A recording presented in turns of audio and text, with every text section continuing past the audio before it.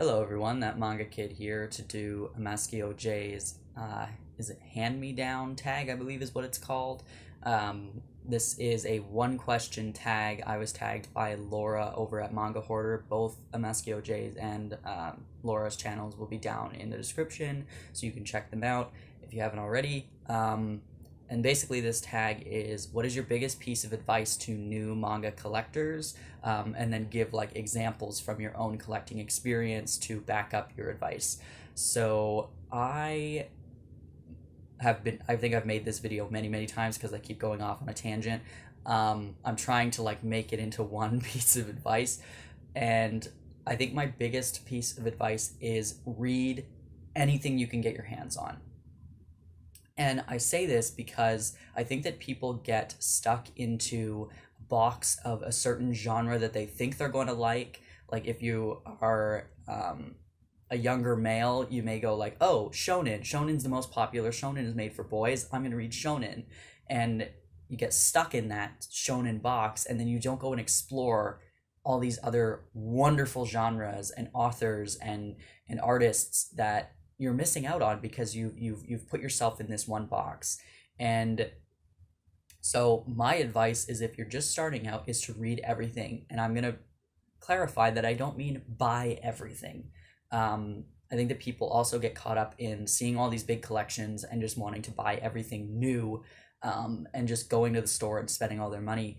You don't have to do that. And especially if you're just starting out, you have a higher risk of buying something that you're not actually going to enjoy than if you've been reading for a long time. Then you can kind of go, this is something I'm fairly confident I'm going to enjoy, and if I spend my money on it, I'm less likely to waste my money on it.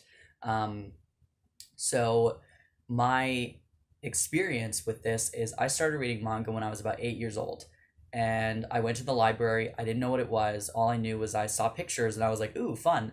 And so I just started reading manga from the library. I'd go in and pick random volumes. At the time, I was too young to understand that you had to read them sequentially for them to make sense. So at 8 years old, I was just picking up random volumes. I think the first volume of manga I ever read, I can't remember specifically, but I think it was a Fruits Basket volume, and it definitely wasn't anywhere close to the first volume. So I was just reading anything, and I was learning about the art, I was learning about different authors, and then eventually I learned that you're supposed to read from volume one. And then at that point I started picking out random volume ones from the library and reading those, and then going on and reading the rest of the series if I liked it. But it gave me such a wide spectrum of different genres, authors, and art styles and everything, that I was able to then, when I started buying manga when I was a bit older and had some of my own money, I could go, this is something I'm fairly confident I'm going to enjoy. Or I read it from the library already, I know I already like it, I want to buy my favorite volumes of it. And that's how I started collecting manga, was I started buying my favorite volumes of specific series that I had already read. And so therefore I only owned very particular volumes of certain series that I enjoyed, and I would reread my favorite volumes because that's all I owned. And then eventually I started filling out my collection and buying the rest of the series and buying new series and all that kind of stuff. But what I also did was I started buying random volumes used. This is volume 2 of Me and My Brothers. I bought this at Value Village years ago. And I never owned volume 1. I own it now, but I didn't at the time. I read this volume 2 without having read volume 1, and I enjoyed it and knew it was a series that I'd like to pick up in the future. And it cost me $2. It didn't break the bank. It wasn't a big deal.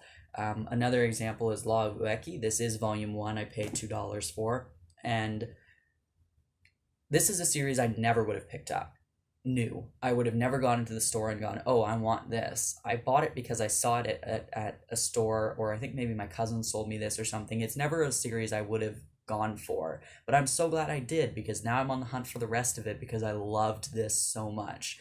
Shonen isn't a series that or a genre I particularly like, but it was $2 and I went, you know what, I'm gonna try it. And now I've learned that I like this series, and it's something I never would have tried out before had I not found it used.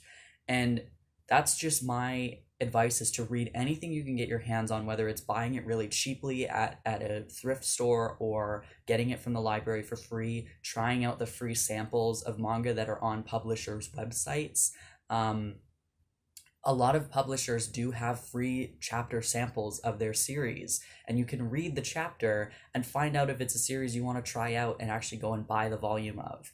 And it's so easy to just consume manga without spending thousands and thousands of dollars, especially when you're just starting out.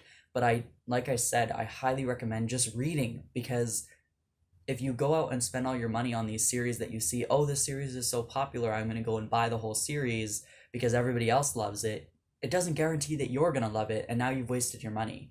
But if you read a ton of different things, you're more likely, if you go into the store and you do want to spend full price, which I don't ever recommend because there's always going to be a sale somewhere, but if you do want to go and buy new manga, I can go into the store now as someone who's been reading manga for over a decade, and go, okay, I've never heard of this series, but just based on flipping through, seeing the art, maybe I know the author from a previous series I've read by them, or the publisher I trust, or whatever the case may be. With my vast, experience reading manga, I can look at something and go, I'm confident that if I spend my money on this, I'm not going to regret it.